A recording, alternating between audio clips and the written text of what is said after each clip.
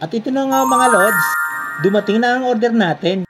At bilisan nating i-unboxing, baka masira pa. Ito na nga at nagmamadali pa tayo. Matindi ang pagkakabalot. Siguro talaga ang item. Ito na nga, buksan natin. Wire, pauna natin. Pangalawa yung holder. Tapos ito yung pinaka-machine.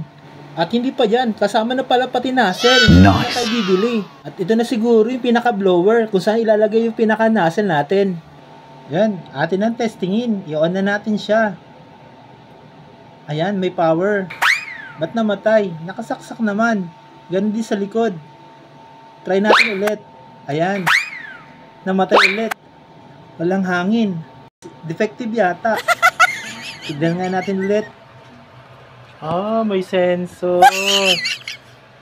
Ganun po pala. Kailangan po siyang hawakan para lalabas po yung hangin niya. Saka po siya iinit. Nice. Ego, pag nilagay niyo siya sa holder, kusa na po siyang titigil. Hinto po siya sa pag-init. Ayan. Thank you kay seller. At maganda yung pinadala niyang produkto sa atin. Hindi po sira. Ito na nga. Ito yung ating susubukan. Pesa po ng cellphone na napulot ko lang sa tabi. Pero hindi ko napapakita. Hanggang dito na lang ang video na to. Maraming salamat po sa panonood. At hindi pa ako nakontento. Para na rin ako naglaro.